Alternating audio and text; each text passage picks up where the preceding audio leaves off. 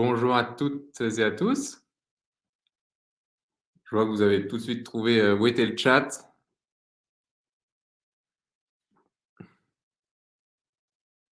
Écoutez, je suis ravi de pouvoir faire cette petite présentation aujourd'hui. On va attendre encore, peut-être 30 secondes, 1 minute, le temps que tout le monde se connecte. Je vois que ça augmente au fur et à mesure.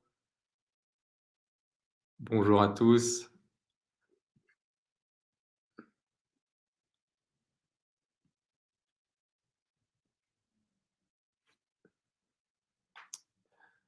Bonjour tout le monde. Bonjour Baptiste, bonjour Gaspard, bonjour Julien. Je vois que je connais, quelques-uns d'entre vous.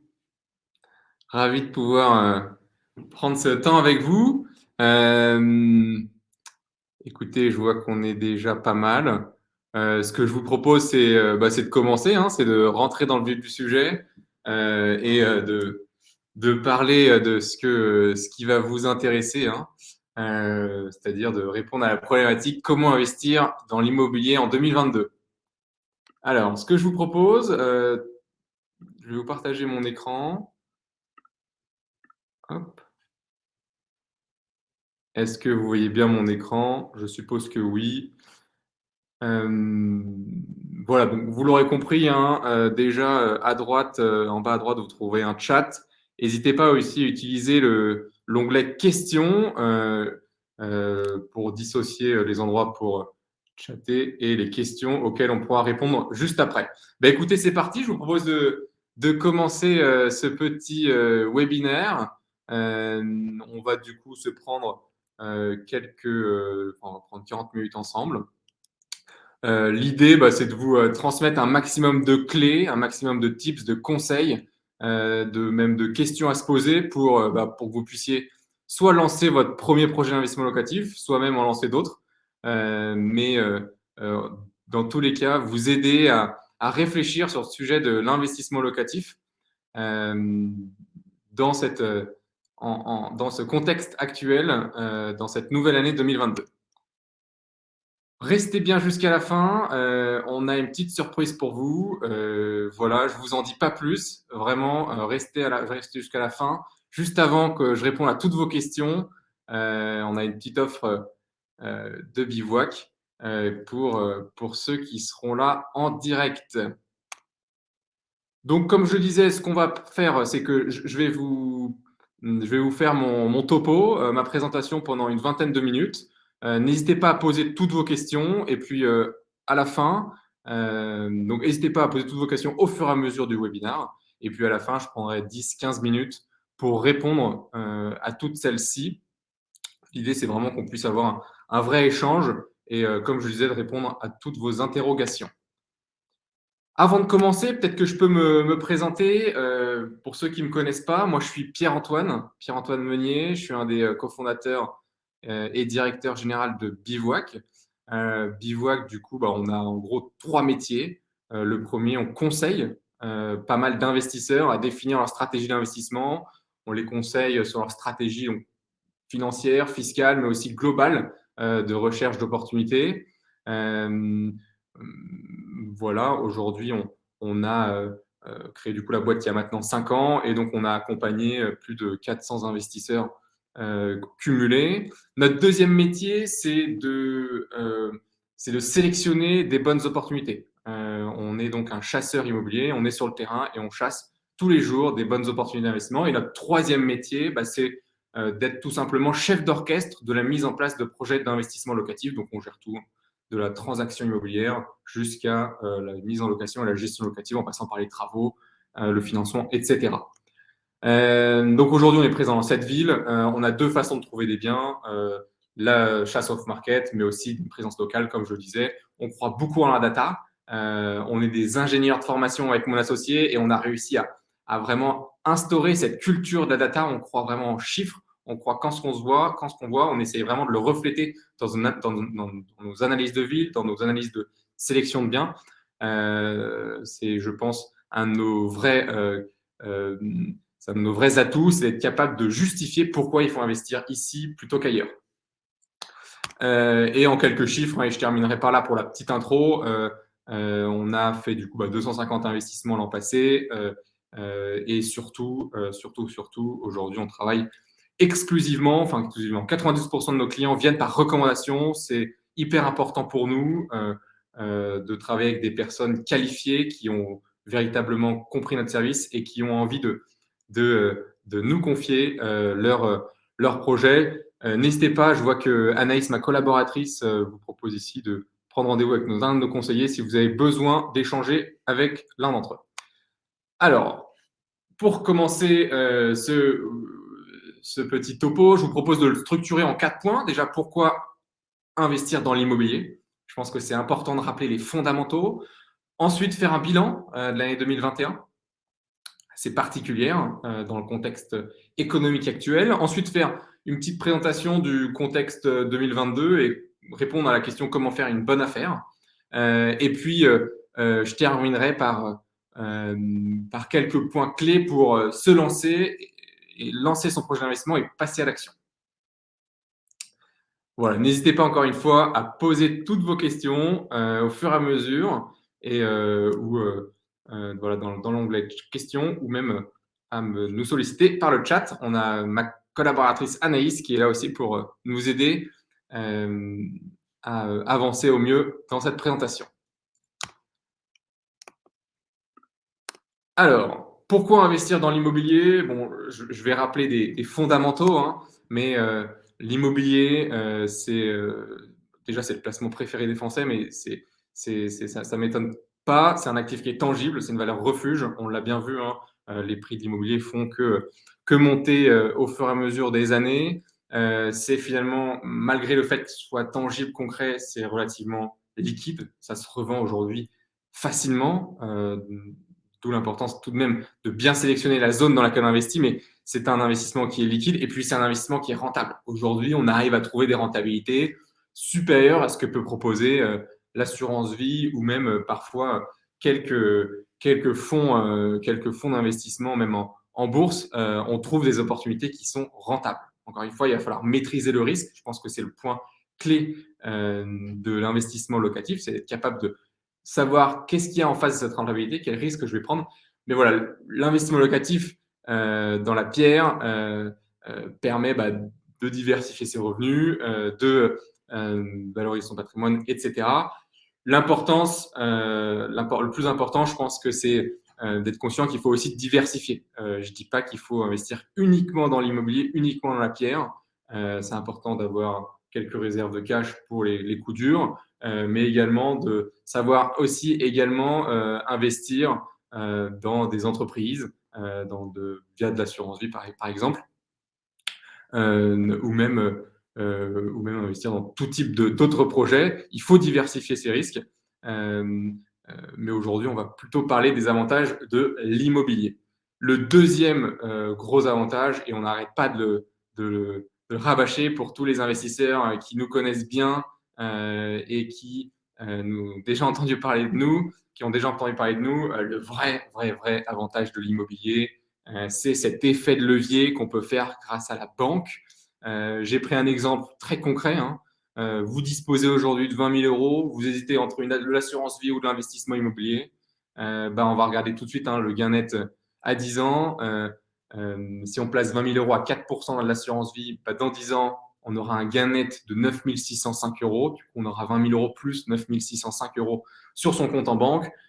Si on investit dans de la pierre, si on met 20 000 euros placés à 4%, on va pouvoir profiter de l'effet de levier, emprunter 80 000 euros, donc placer finalement 100 000 euros à 4%. 100 000 euros à 4%, ça nous génère un gain net sur 10 ans de 40 000 euros. C'est des gros traits que je présente ici. Il faudra prendre en compte évidemment les impôts, il faudra prendre en compte plusieurs différents facteurs, mais dans les grandes lignes, voilà ce que permet l'immobilier, c'est surtout de profiter de cet effet de levier bancaire. Pour vous faire un petit bilan de l'année 2021, déjà, il n'est pas, je pense que c'est pas une mauvaise piqûre de rappel, mais on est sur des taux toujours historiquement bas. Pour ceux qui ont connu les années 2000, 2005, voire même avant, pour ma part, j'ai un peu moins connu, mais j'ai pu récupérer quelques graphes qui m'ont rappelé que les taux étaient bien plus élevés qu'aujourd'hui. Je pense que c'est important d'en être conscient. Aujourd'hui, c'est facile d'emprunter à 1, 1,5, grand maximum 2%, tout compris. C'est historiquement bas, donc l'argent coûte peu cher. On peut profiter de l'effet de levier bancaire, donc il faut s'endetter. Évidemment, mesurer le risque en face, j'y reviendrai juste après, mais il faut dans tous les cas s'endetter. Pour continuer sur ce contexte 2021, on a connu aussi encore une année record. On pensait être en 2019 déjà sur une année record, mais l'année 2021 a encore surperformé malgré le Covid. Je dis malgré, mais je pense que ça a été justement un accélérateur de transactions immobilières parce que dans ce contexte, on va privilégier des investissements concrets, on va privilégier des investissements tangibles. Alors, dans les 1 200 000 transactions, il n'y a pas que de l'investissement locatif, il y a aussi 2 tiers de ces investissements qui sont faits pour de la résidence principale, de la résidence secondaire. Mais voilà, on sent il y a toujours cette volonté, cette attirance pour la pierre, et je pense que c'est pas prêt de s'arrêter. Donc voilà, année encore une fois record, ce qui démontre l'attractivité de ce type d'investissement, de ce type de projet, et qui nous rassure aussi en fait pour la suite des années à venir. Des prix en hausse, ça je pense que on l'aura tous vu. Je vous ai mis une petite carte de la France avec ces zones qui ont pris le plus de valeur. Alors effectivement, Rennes en Bretagne et Lille dans la région nord. Alors je sais pas si c'est parce que c'est là qu'on a commencé à investir avec Bivouac, qu'on a fait grimper les prix. J'espère pas, mais en tout cas on s'est pas trompé. Maintenant là je vous ai mis des chiffres peut-être un peu plus concrets. De 3 villes, par exemple, Angers, Nancy, Marseille, qui ont pris entre 6 et 7,5% rien qu'en un an. Voilà, les prix de l'immobilier augmentent. La question à se poser, c'est est-ce que ça va continuer? Mais déjà, on est sur des investissements qui sont rassurants, qui prennent de la valeur dans le temps. Voilà, encore une fois, je pense qu'il faut aussi dissocier Paris, il faut dissocier Paris, les grandes villes de province et les zones plus rurales où c'est un peu plus diversifié en termes de prise de valeur. Mais voilà, en tout cas, nous, si on prend ces 3 grandes villes-là, on a des chiffres assez hallucinants en termes de prise de valeur. Donc, concrètement, hein, pour un investisseur, alors là, j'ai vraiment pris 2 exemples très concrets qu'on a réalisés. Enfin, le premier est un exemple très concret, c'est un investissement qu'on a fait à Nancy pour un de nos investisseurs qui a acheté son bien 220 000 euros. C'est un 109 mètres carrés. Son bien aujourd'hui en vaut 256 000 euros. Donc voilà, prise de valeur de 16%. C'est assez parlant. Ça nous fait un petit peu se dire mince, je regrette de ne pas avoir investi, mais bon, je vais y revenir juste après avec les perspectives 2022, mais ce qu'il faut retenir, c'est que le plus tôt possible on investit, mieux ce sera. Ça ne sert à rien d'attendre de ne pas encaisser de loyer tout de suite et surtout de ne pas attendre que l'immobilier continue de prendre de la valeur.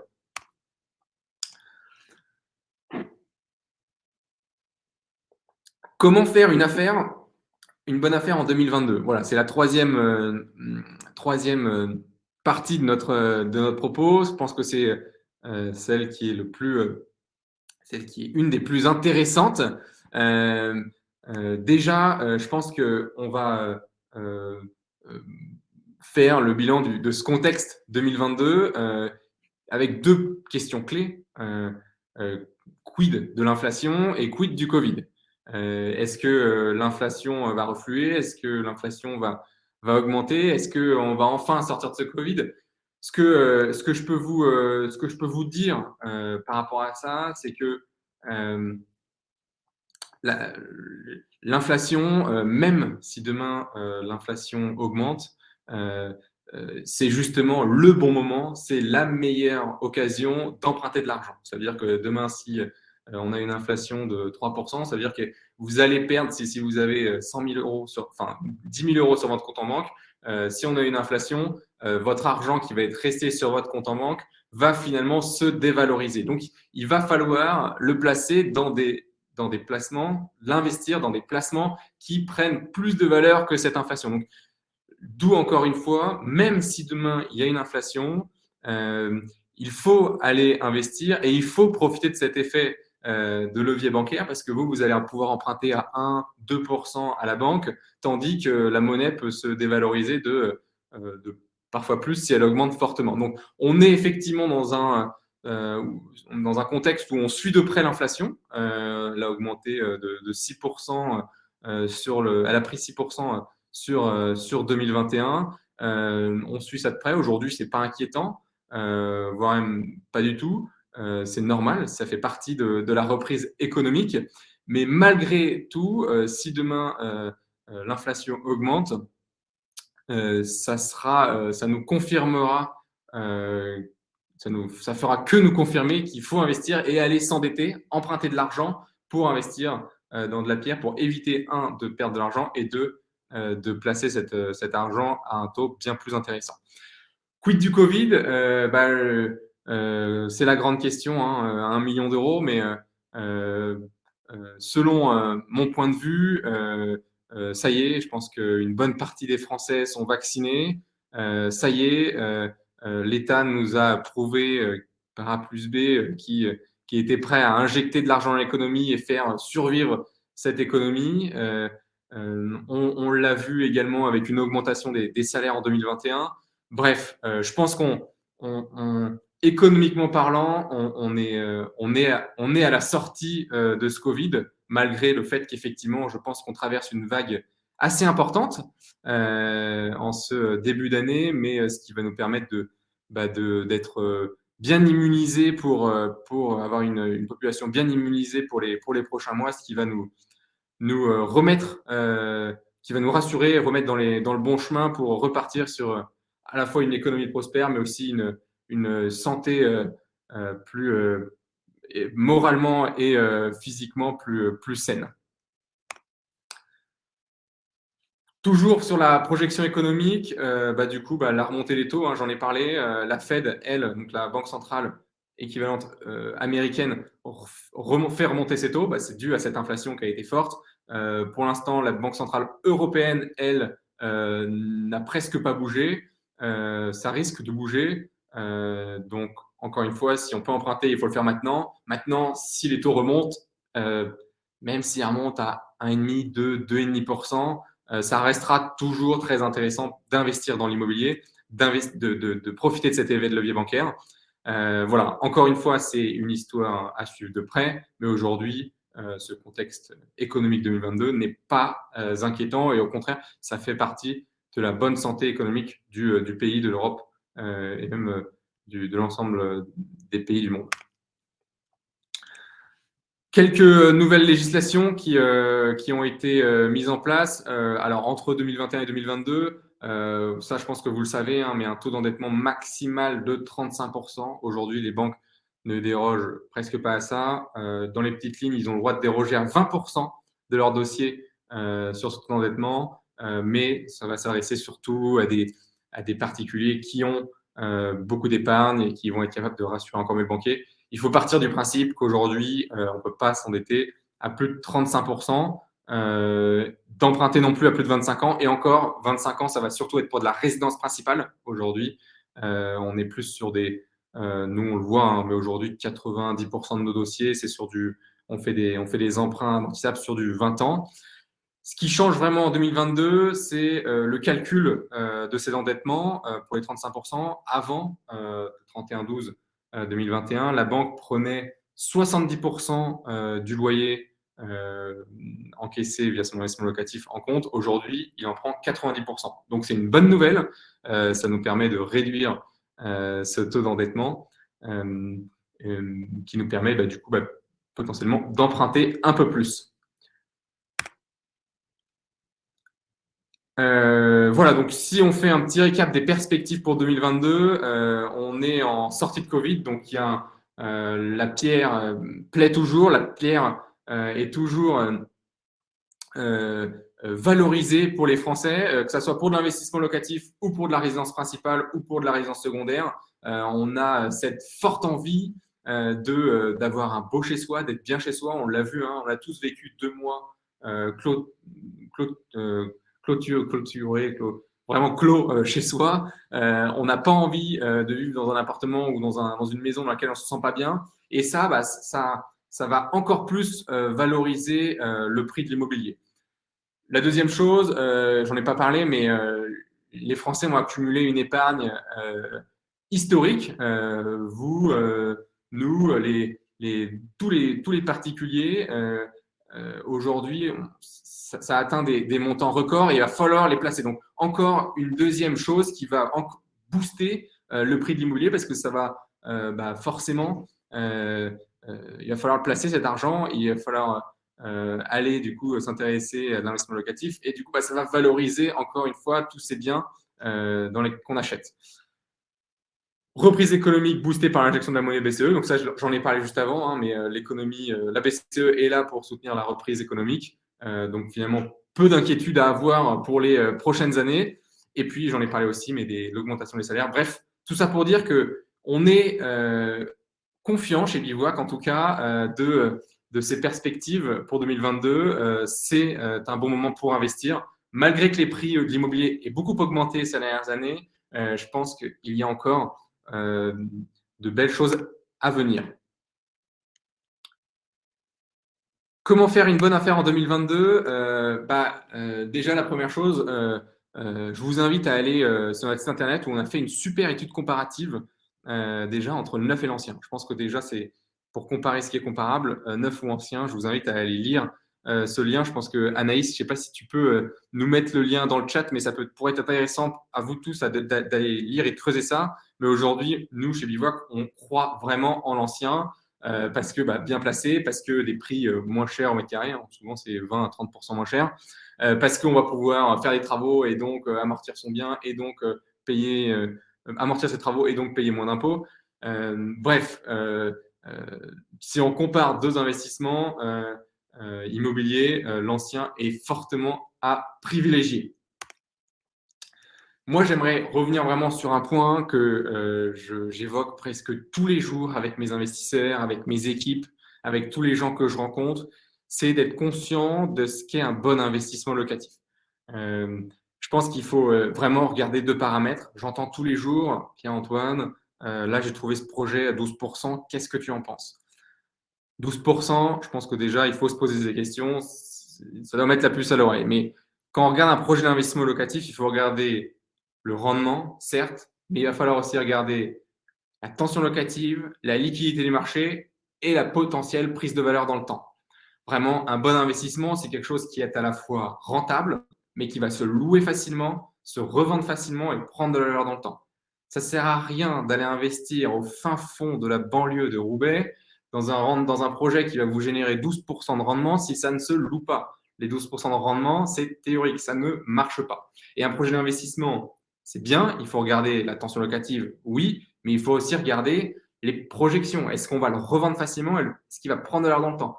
Je tiens à rappeler la différence entre un rendement et une rentabilité. Un rendement, effectivement, on va prendre le loyer sur le prix d'acquisition. C'est vraiment du court terme. Nous, ce qu'on regarde chez Bivouac, c'est certes le rendement, combien j'ai de rendement sur un projet, mais ce que je vais aussi regarder, c'est la rentabilité. C'est quelle est la rentabilité globale du projet, donc en incluant la prise de valeur. Je pense que c'est essentiel d'être conscient qu'une bonne partie du gain d'un investissement locatif immobilier ne se fait pas que dans les loyers. Ça se fait aussi avec la plus-value. Même s'il y a des impôts derrière, il faut aussi regarder la plus-value.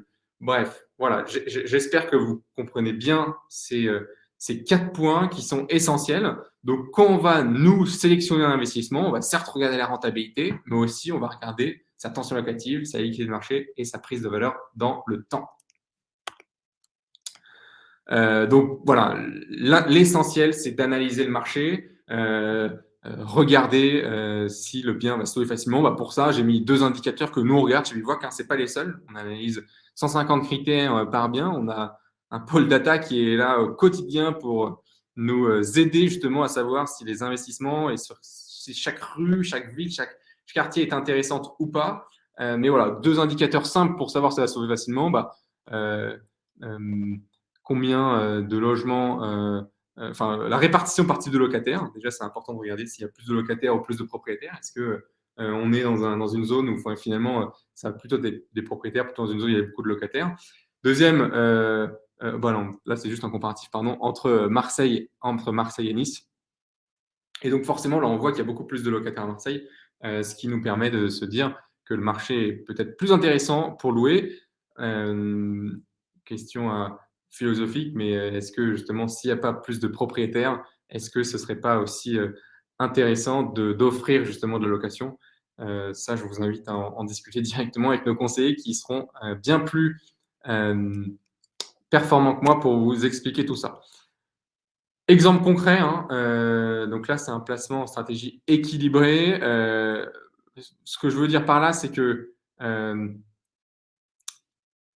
là, c'est un exemple concret, hein, mais dans ce bien, donc une colocation de 3 chambres à Marseille, dans le 5e arrondissement, vous irez voir où c'est le 5e arrondissement, mais c'est un bon quartier en ce moment pour investir.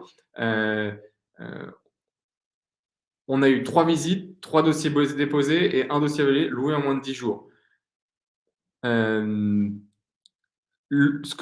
que vraiment je veux vous expliquer par cette slide-là, c'est que quand on investit dans des zones où on va avoir plus de rendement, parfois on va avoir moins de dossiers de locataires. Et qui dit moins de dossiers de locataires, moins de choix. Moins de choix, potentiellement des locataires moins bons payeurs. Et dans la précipitation, si on ne reçoit que dossiers, on va vouloir en choisir un sur les deux et ça va être potentiellement un locataire qui ne sera pas forcément bon payeur. D'où l'importance d'aller chercher des zones où la tension locative est élevée. Parce que certes, il faut que ce soit loué, mais il faut aussi que le locataire paye tous les mois son loyer. C'est extrêmement important. Voilà, donc ce que je veux dire par là, c'est qu'analyser le marché en amont est primordial. Voilà, j'ai pris tout à l'heure l'exemple de Roubaix, mais il est ici. Hein, voilà, les rendements bruts à Lille, qui se retrouvent, c'est une ville, enfin Roubaix et Lille, hein, c'est vraiment à côté. Lille, on est sur des rendements à 4-6%. Roubaix, on est sur des moyennes à 8%. Voilà, qu'est-ce que vous choisissez, vous? Je vous le demande, hein, peut-être que dans le chat, là, vous pouvez me dire, est-ce que vous allez chercher plutôt un rendement à 8% et plus difficile de louer, et puis des locataires pas forcément bons payeurs, ou est-ce que je vais plutôt investir à Lille, où finalement j'ai ce rendement qui va être presque assuré, sans risque, et puis surtout dans une ville économiquement qui va prendre de l'heure longtemps. Je ne l'ai pas noté ici, mais si on regarde l'évolution des prix à Lille et l'évolution des prix à Roubaix, je vous invite à aller regarder, mais Lille a pris bien plus de valeur que Roubaix. Ah, je vois que Tom, dans le chat, nous dit Roubaix. Écoute, au plaisir d'en discuter, Tom, et d'en débattre. Voilà, aujourd'hui, du coup, où investir pour peut-être du coup finir mon topo. Aujourd'hui, nous, on a identifié des villes qui sont intéressantes et qui répondent justement à ces 4 points que j'ai listés, hein, de ce qu'est un bon investissement. Aujourd'hui, on fait des investissements donc à Angers, Le Havre, Lille, Lyon, Marseille, Nancy et Rennes, parce que c'est des villes, et vous avez juste à regarder hein, l'évolution des prix sur les 5 dernières années et même la tension locative. C'est des villes qui ont fait leurs preuves et qui vont encore faire leurs preuves. Quand je vois qu'il n'y a plus de permis de construire dans ces grandes villes, quand je vois qu'il y a des pénuries de logements au Havre, à Angers, quand je vois que Rennes est la 3e ville économique française, le 3e pôle économique français derrière Paris et Lyon, et ça continue à prospérer, c'est une des villes où il y a le plus de création d'entreprises en France. Tous les indicateurs sont au vert pour y investir. Alors certes, on va aller voir, on va trouver des rendements entre 3 et 8%, ce qui peut être peut-être inférieur à ce qu'on pourrait trouver par exemple à Nancy ou au Havre, mais c'est une ville sur laquelle on va miser sur le long terme. C'est une ville qui va continuer à prendre de la valeur dans le temps et qui sera sur le long terme, sur le global, dans la globalité, sûrement autant, voire potentiellement plus intéressant qu'une rentabilité plus sur le court terme comme Nancy ou Le Havre. Nous, on a distingué 3 stratégies. Je pense que c'est aussi essentiel de rappeler, hein, stratégie de placement, équilibré de développement. Placement, c'est pour des investisseurs qui vont aller chercher plutôt justement cette rentabilité sur le long terme, chercher la sécurité avant tout, trouver un locataire très facilement, louer très facilement, avoir finalement peu de charge mentale parce que quand on investit dans le centre-ville de Lille, on n'entend pas parler, ça prend de la valeur tranquillement et c'est fini. Ça, c'est pour la stratégie de placement, qui va inspirer un certain type de profil d'investisseur. Mais on accompagne aussi les investisseurs dans les stratégies de développement. On va aller chercher des biens, on va aller chercher 7, 8, parfois même plus de rentabilité. Il faut être conscient qu'il y a du risque en face. Typiquement, investir dans la périphérie de l'île. Alors, à Roubaix, hein, on a nos limites tout de même, mais investir dans la périphérie de l'île, je pense au quartier FIF, par exemple, qui est à seulement 4 stations de métro du centre-ville, mais qui est économiquement un peu plus instable, qui est plus populaire, où on a beaucoup de locataires qui sont à des revenus beaucoup moins élevés, parfois même qui touchent le RSA. Voilà, ça va être des stratégies plutôt de développement. On va aller chercher 8% de rentabilité. Il faut être conscient qu'il y a un risque en face. Hein. C'est peut-être de louer moins facilement, de revendre moins facilement. Ça ne prendra peut-être pas autant de valeur.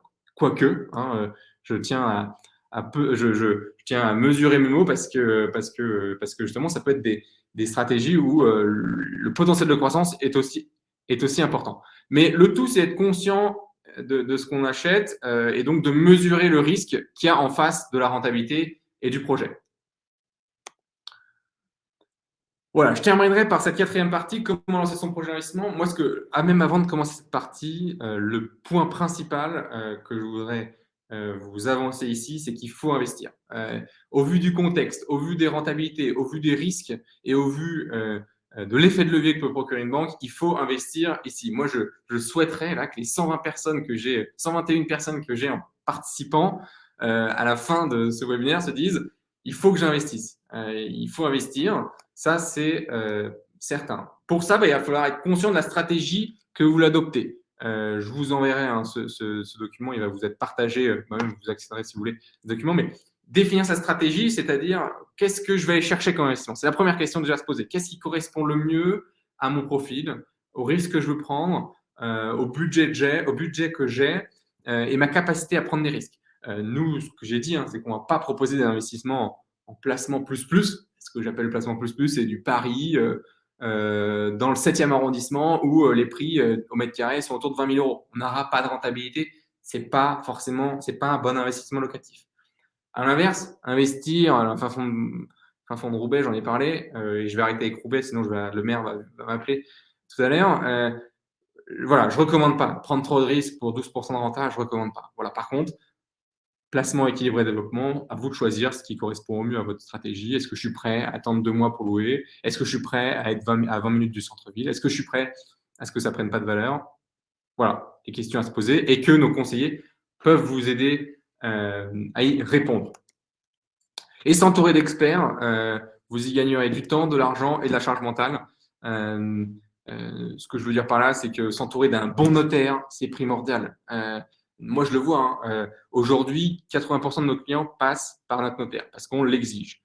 On a 20% de nos investisseurs qui ont fait des projets, commencé des projets avant qu'on impose de passer par nos notaires partenaires, qui passent par leur notaire. Tous les projets qui passent par leur notaire partenaire dure 2 fois plus longtemps en termes d'acquisition qu'avec nos notaires. Non seulement ça dure plus longtemps, on perd du temps parce que nous, on ne peut pas prendre contact avec votre notaire, c'est l'investisseur qui gère avec son notaire et donc ça prend beaucoup plus de temps parce que le notaire, il n'est pas forcément au sujet, il doit se renseigner sur l'investissement locatif, est-ce qu'il a le droit de faire de la coloc ou pas, est-ce qu'il faut regarder les charges de copropriété. Bref, hyper important de bien s'entourer d'un bon notaire. Ça vous fera gagner du temps. Mais pour les autres partenaires, ça va être pas que du temps, ça va être aussi beaucoup d'argent et charge mentale. Je pense aux travaux. Je le vois aussi. Hein. Certes, parfois, on a des artisans, des investisseurs qui viennent avec leur devis, ouais, ils me proposent 10 000 euros. Très bien, on a accepté une fois. Le chantier a duré 3 fois plus longtemps. Il y a eu finalement, le budget de travaux a augmenté. Et au fur et à mesure, il y a des factures. Ah bah si, finalement, il y a ça, finalement, il y a ci. Bref, s'entourer d'un bon artisan, c'est essentiel. Pareil pour la comptabilité, pour la fiscalité, pour le financement, pareil pour les banquiers. Bref, hyper important de s'entourer de bons partenaires. c'est notre métier aussi. Hein. Si ça vous intéresse, je vous invite à échanger avec nos conseillers. Mais nous, on chapeaute l'ensemble de ces partenaires-là qu'on a sélectionnés. Mais voilà, si vous vous lancez seul, le conseil que je vous donne, c'est faites un benchmark des partenaires en amont. Ça vous fera gagner du temps et de l'argent. Voilà, si je devais conclure, parce que je vois que j'ai un petit peu dépassé mon temps, j'ai été trop bavard, mais si je devais conclure, je veux que les 127 personnes qui sont maintenant là investissent dans l'année. Vraiment, je vous le recommande, vous ou vos proches. C'est hyper important. Il faut profiter du contexte actuel. Certes, vous allez voir des prix qui font qu'augmenter. Parfois, on va voir un appartement à 120 000 euros, alors que 3 mois plus tôt, sur la DVF, on voit qu'il sur la DVF, donc la base de données notaire, il était qu'à 115. On va se dire, ah non, il est trop cher, je ne vais pas l'acheter. Parfois, il faut acheter un petit peu plus cher, il faut se positionner. Parce que, si vous ne vous positionnez pas, vous allez attendre 3, 4, 5 mois avant de vous positionner. Ce qui va les prix vont encore continuer à augmenter et en plus de ça, vous perdez des loyers que vous n'encaissez pas tous les mois. Donc, il faut investir, profiter de l'effet de levier bancaire et bien s'entourer de partenaires. Voilà, je vais arrêter là pour aujourd'hui. Avant de passer aux questions, je suis très fier de vous partager une petite exclusivité pour les personnes qui sont là aujourd'hui. Je ne sais pas, pour ceux qui nous suivent, je pense que vous êtes déjà au courant, mais on a lancé depuis maintenant une semaine une formation en ligne pour 2 raisons. La première, déjà, on a aujourd'hui une bonne partie de nos investisseurs qui nous appellent, à qui on donne des conseils gratuitement, avec qui on échange, mais qui finalement ont quand même envie de le faire par eux-mêmes. Ces investisseurs-là, ils sont friands, ces investisseurs-là, ils sont demandeurs en fait de conseils et plus approfondis, c'est-à-dire des possibilités de comment justement trouver un bon notaire, comment optimiser ma fiscalité, etc. Et ben nous aujourd'hui, on a développé une formation pour ces investisseurs-là qui veulent qui veulent investir seuls, tout en ayant les bons tips et les bons tuyaux. Donc je vous invite à aller voir et surtout, on a une exclusivité qui m'a été transmise aujourd'hui jusqu'à ce soir, on a moins 30% sur cette formation. Voilà, vraiment, j'insiste, c'est pour vous aider à se lancer et je crois même que cette formation est potentiellement remboursée si ensuite vous passez par Bivouac. Bref, je ne vais pas m'attarder là-dessus. Ce que je vous propose maintenant, c'est de tout simplement répondre à vos questions. Déjà, j'espère que ce petit topo vous a plu. Voilà, je vois qu'il y a quelques questions. Je vais les parcourir et essayer d'y répondre dans les 10 minutes qui nous restent.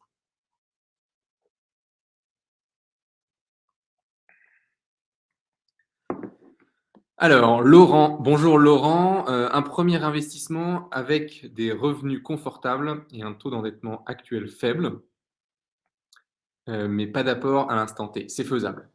Alors, l'apport, j'en ai pas parlé aujourd'hui. Aujourd'hui, effectivement, j'en ai pas parlé là pendant cette présentation, mais les banques actuellement demandent de l'apport. En moyenne, c'est 15% du montant total du projet. Certes, les banques on entend souvent parler, ouais, ma banque peut me prêter 100%, voire même 110%. Oui, ça, je suis d'accord. Mais le banquier, il n'y a pas que le prix du bien et les frais de notaire, hein, il y a aussi tous les frais annexes, comme les travaux, les meubles, les frais, les prorata des charges de copro, les frais bancaires, etc., les frais de courtage en financement. Bref, en fait, ce qu'il faut se dire, c'est qu'un banquier, il va regarder la globalité du projet et il veut vous associer avec lui dans le projet. Et aujourd'hui, il demande 15% d'apport. Donc, pour répondre à votre question, à ta question, Laurent, dans 90% des cas, le banquier va demander 15% d'apport. C'est faisable, je dirais pas que c'est infaisable, tout simplement parce que ça dépend vraiment de la relation que tu peux avoir avec ton banquier.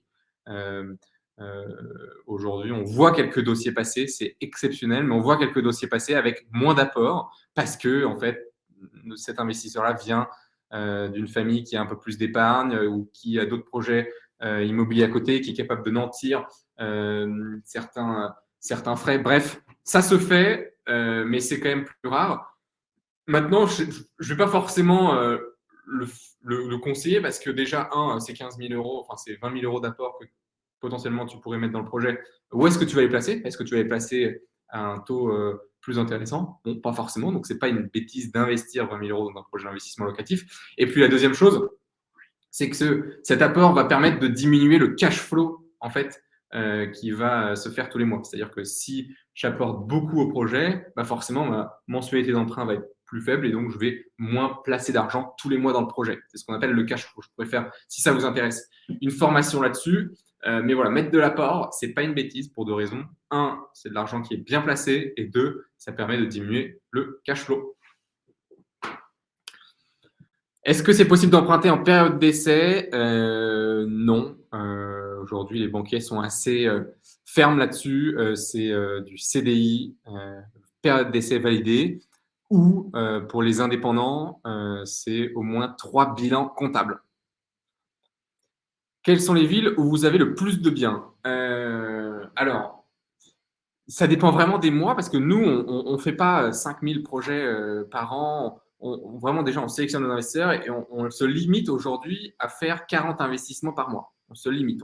Aujourd'hui, on n'est pas capable de trouver plus de 40 bonnes opportunités par mois. Je pense que c'est hyper important de le comprendre parce que c'est compliqué de trouver des bonnes opportunités. On n'en trouve pas tous les jours et on va proposer uniquement celles qui nous semblent le plus intéressantes. Donc, ça dépend vraiment des mois. Pour répondre à ta question, Sophie, là, d'après mes chiffres, en ce moment, on trouve pas mal de biens entre Marseille et Rennes. C'est vraiment les deux villes où on trouve pas mal de bonnes opportunités. Mais là, ça, c'est les chiffres que j'ai de décembre, janvier. Peut-être que février, on sera sur de Lille et du Lyon. Mais voilà, je peux finalement pas répondre à ta question. Ça dépend vraiment des mois et des jours. Alors, que pensez-vous de la Visale? Alors, je ne sais pas ce que c'est que la Visale, malheureusement. Il faut bien qu'on me détaille ça. Alors, Alexandre, j'ai un doute sur l'investissement à Angers où le marché est saturé avec une pénurie de logements et de ventes d'appartements qui sont pratiquement à 5 000 du mètre. C'est vrai. Même remarque pour Rennes. Pourquoi ne pas proposer d'autres villes attractives comme Orléans ou Nantes? Alors, certes, 5 000 € du mètre, c'est cher. On peut même parler, dans ce cas-là, de Lyon, de Lille. Hein, on s'en rapproche. On y est déjà à Lyon, mais on s'en rapproche aussi à Lille. Le marché saturé, moi, ce que je vois en premier, ma première réponse à ça, c'est déjà, on compare ça à Orléans et Nantes. Mais Nantes, je pense que je le mettrais dans le même bateau. Orléans, c'est peut-être un peu différent, effectivement. Mais c'est des villes, là, que tu as citées, Alexandre, où l'économie est prospère. Que ce soit Nantes, Angers, Rennes, il y a un fort potentiel de croissance parce que le contexte économique est bon. Donc, pour moi, certes, ça paraît cher, mais ça peut encore prendre de la valeur. Je pense que c'est pas encore trop tard. Et puis, deuxième chose, c'est des villes où finalement, on va louer très facilement son bien. Alors,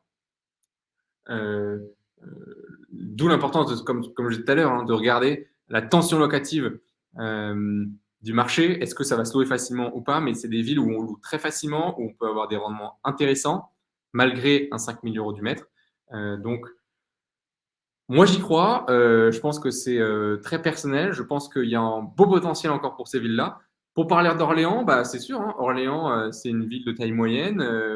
Je pense que l'économie ne se développe pas autant que dans les autres villes que tu as citées, mais il y a potentiellement quelque chose à faire. Ce n'est pas une bêtise, je pense aujourd'hui, d'investir à Orléans pour connaître très bien la ville, même si aujourd'hui, je vais plutôt à comparer, plutôt sélectionner une ville comme Nancy, qui est à peu près dans les mêmes prix au mètre carré, mais qui a un potentiel un peu plus de prise de valeur important et une tension locative beaucoup plus forte.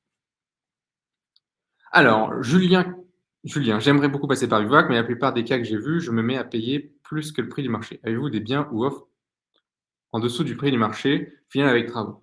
C'est une bonne question. Nous, on scanne entre 150 et 200 biens par mois et on va en sélectionner, comme je le disais tout à l'heure, hein, une quarantaine.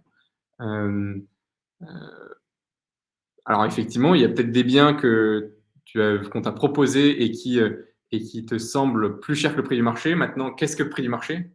Si on regarde toutes les annonces, nous, si on a sélectionné ces 40 biens, c'est parce que c'est les meilleurs d'entre eux, c'est les meilleures offres du moment. Est-ce qu'on a des biens avec un prix en dessous du marché, prix final avec travaux?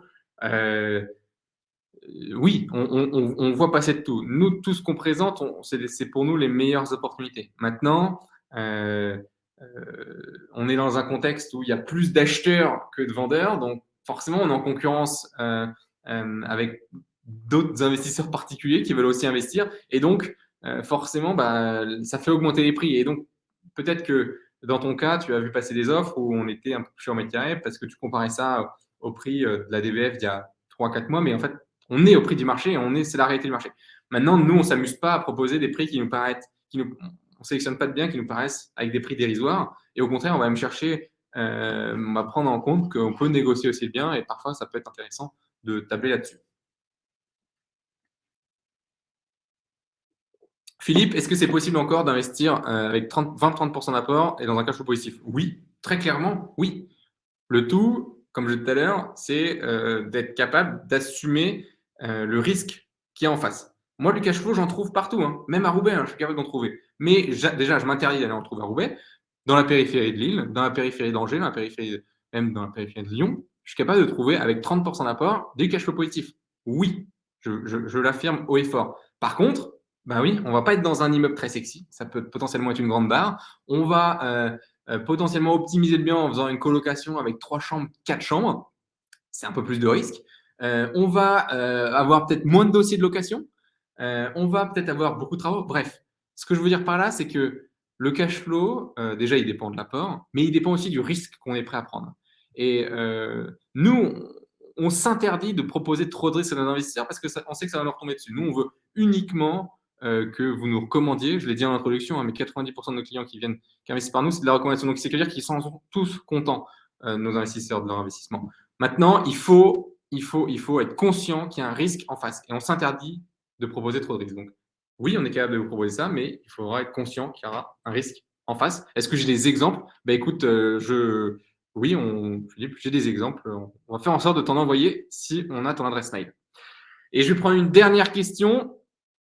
Je vois que la dernière question, c'est est-ce que vous pouvez nous partager les supports? Évidemment, tout ça, vous pourrez le revoir en vidéo, en replay. Donc, oui, on vous partagera tout ça. Écoutez, je suis ravi d'avoir passé ce moment avec vous. J'espère que ça vous a plu.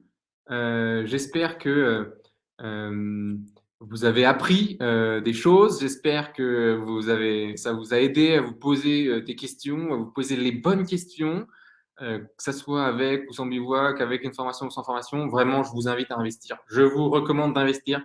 Ce serait ma plus grande fierté. Vraiment, on a une mission chez Bivouac, c'est que vous puissiez sécuriser votre avenir. On connaît les retraites qui diminuent. On est tous conscients de tout ça. L'argent aujourd'hui est pas cher. On est dans un contexte économique prospère.